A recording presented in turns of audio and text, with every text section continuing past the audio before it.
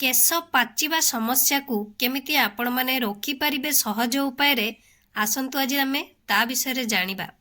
कारण आजिकली बहुत कम बयस रो पिला मानकर ए केश पाचिबा समस्याटी देखा जाउछि। Hi friends, good afternoon. आपण समस्त को मो तरफ नमस्कार। आशा करछि आपण माने समस्ते भलरे थिबे, मु भी भलरे अछि। चलंतु वीडियो आरंभ करबा। किंतु वीडियो आरंभ करबा पूर्व आपण मानको किछिटा त करिया पई पड़े, जोटा कि आपण माने समस्ते जानि गलेनी। तथापि मु आउथरे जणाई दोछि, जदि आपण मानको भितर केही जदि आज मो चैनल रे नुआ थांती ताले प्लीज प्रथम चैनल को सब्सक्राइब कर दियंतु।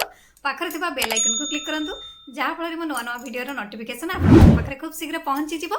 आ आपण माने मते टिके सपोर्ट करि परिबे आगु को जीवा पई। आ एते पर्यंत जो माने मते सपोर्ट करी आछन समान तो प्रथम मोर बहुत बहुत धन्यवाद। ताले चलंतु वीडियो आरंभ करबा।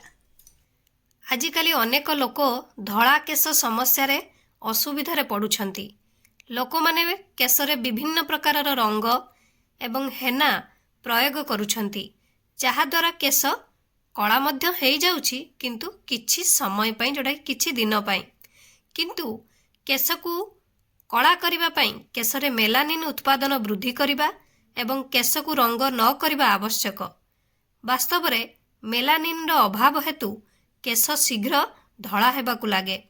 एपरी परिस्थिति रे केशर रंग बढ़ाइबाकू आपण आसंतु आज किछि टिप्स विषय जानिबा, जहाकू कि आपण माने अप्लाई करी आपणकर धड़ा केश समस्या को संपूर्ण रूप से दूरेई पारिबे। ताले चलंतु आमे जानिबा जोटा कि मेलानिन उत्पादन किपरि आमे वृद्धि करि परिबा, जहा फल रे हमर केश पाचिबा समस्याटी चली जिवो। फास्ट रे आपणक केशरे मेलानिन उत्पादन वृद्धि पाई आपण माने विटामिन ए, सी एवं B12 हेउछि सबुठारु गुरुत्वपूर्ण विटामिन। एमाने केश को भितरु कला करी सेमानक रंग रे उन्नति आनी थांती। तेणु एही कारण गुड़िक पई आपण मेलानिन वृद्धि पई विटामिन ए रे भरपूर खाद्य खाइबा उचित। विटामिन सी रो भरपूर खटा खाद्य खांतु।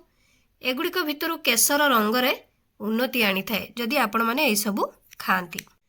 जेमति कि कमला, अंगूर, जोटा कि आपणकर धनिया पत्र, एही सबु खाद्य खाइबा द्वारा मध्य मेलानिन उत्पादन वृद्धि रे सहायक होइताए। एही विटामिन सी खाद्य शरीर रे मेलानिन सृष्टि करिथाए एवं रंगर उन्नति पई सहाय्य करिथाए। एहा व्यतीत एही खाद्य गुड़िक ऑक्सीडेटिव चाप को ह्रास करिथाए एवं केश को धड़ा हेबाकू रोकी थाए। एहा व्यतीत एहा समस्त कारण ह्रास करिथाए जेउ कारणरू केश धड़ा होइथाए।